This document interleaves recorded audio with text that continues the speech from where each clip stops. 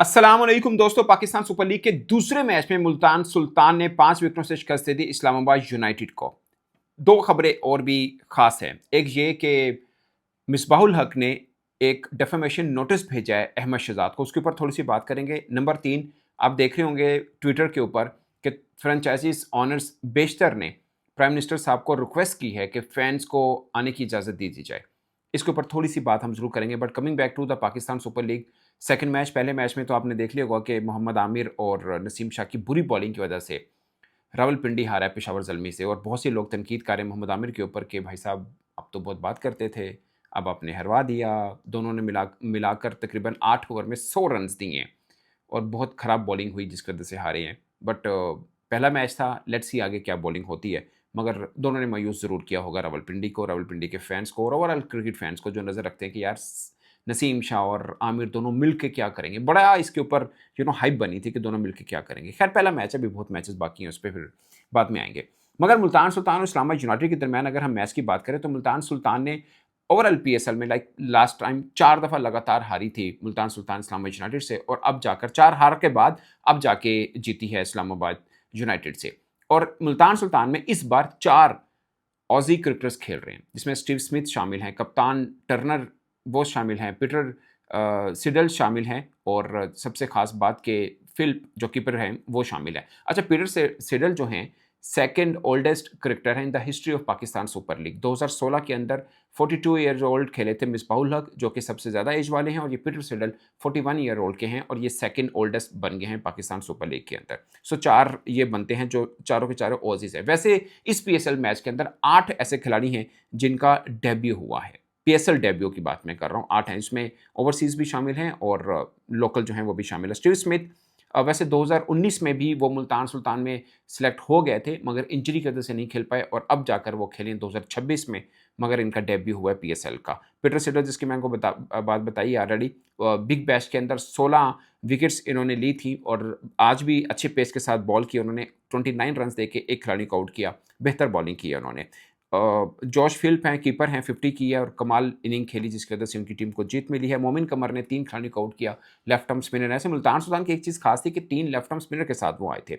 शहजाद गुल left arm fast bowler हैं, तगड़ी बॉलिंग की, इनका भी डेब्यू हुआ। कॉनवे अगेन न्यूजीलैंड के हैं, जो इस्लामाबाद यूनाइटेड की तरफ से खेले। समीर मिन्हास ये भी इस्लामाबाद यूनाइटेड की तरफ से खेले हैं, अंडर 19 के अच्छे यंगस्टर हैं वो हैं। और ग्लेसन ये भी इनका भी डेब्यू हो। तो 8 खिलाड़ी बनते हैं जिनका पीएसएल डेब्यू हुआ है। और मज़े की बात यह है कि सलमान मिर्ज़ा और वसीम जूनियर दोनों इस मैच में इन एक्शन नज़र आए, मगर दोनों का ट्रेड हुआ है। वसीम जूनियर पहले इस्लामाबाद यूनाइटेड में थे, मगर मुल्तान सुल्तान में आ गए, और जो सलमान मिर्ज़ा हैं वो मुल्तान में थे, वो इस्लामाबाद यूनाइटेड में आ गए। इन दोनों की ट्रेड हुई थी, तो ये थोड़ा सा इंटरेस्टिंग फैक्ट था आपके साथ जो मैंने शेयर किया। ओवरऑल जॉश फिलिप ने 35 बॉलों के ऊपर 55 रन्स बनाए, 2 चौके, 5 चौके 2 छक्के, 157 की स्ट्राइक रेट के साथ।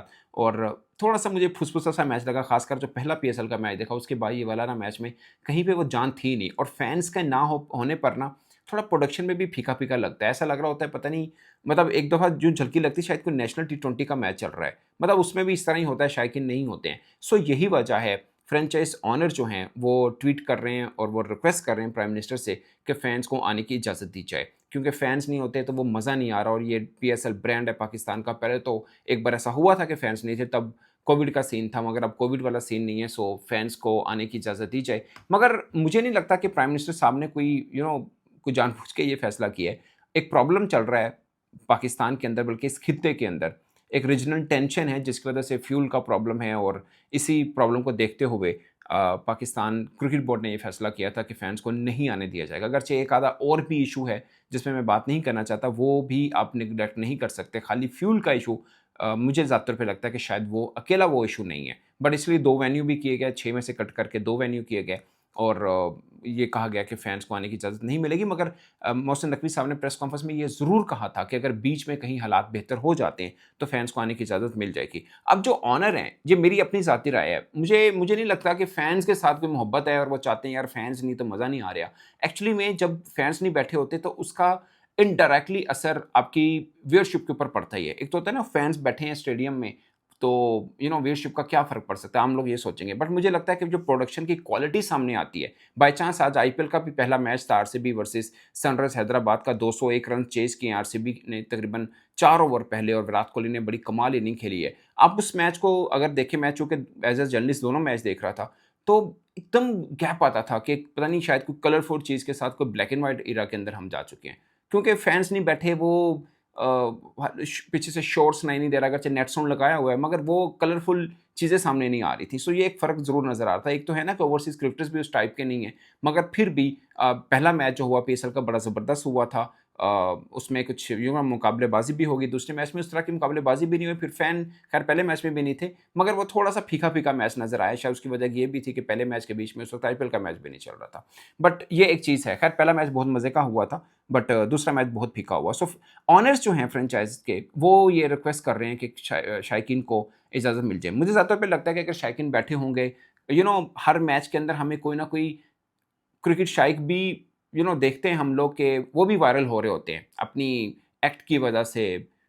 कैमरा भी उनके ऊपर जब पड़ता है, वो चीज़ भी मिस हो रही है, उससे भी पीएसएल की थोड़ी बहुत हाइप मिलती है। एक नेचुरल जो शोर उठता है, उसमें खिलाड़ियों के अंदर जो एनर्जी लेवल है वो भी डिफरेंट आती है। सो उस चीज़ का इम्पैक्ट ज़रूर हो रहा है। मुझे ज़्यादातर पे ये लग रहा है कि शायद इससे जो डिजिटल आई बॉल्स हैं, यानी व्यूज़ जो हैं, वो भी शायद गिर रहे हों। अब आते हैं अहमद शहजाद पर और मिसबाह-उल हक पर। अहमद शहजाद ने एक टीवी चैनल पर बैठ के बात की थी कि मिसबाह-उल हक जो हैं वो हसीबुल्लाह को पसंद नहीं करते हैं, शायद 2-3 माह की सैलरी रिपोर्टेडली उनकी रोकी गई है, और इस तरह का कुछ इशू बताया था अहमद शहजाद ने, जिस पर मिसबाह-उल हक ने उनको डेफेमेशन का नोटिस भेज दिया।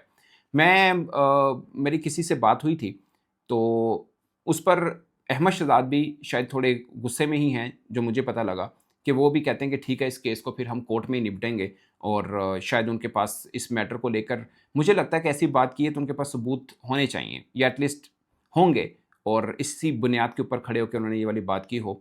लेट्स सी क्या है। अगर एक नोटिस मिलने पर, जो मैंने किसी दोस्त से बात कर रहा था, तो वो कह रहे थे कि अहमद शहजाद बहुत गुस्से में आए कि यार अच्छा, मैं नोटिस देता हूँ कि कोई गल नहीं, मैं अब कोर्ट में ही निपटूंगा इस मामले को, छोड़ूंगा नहीं इस मैटर को। मेरे पास मतलब उनके मुताबिक उनके पास शायद सबूत वगैरह भी हो सकते हैं।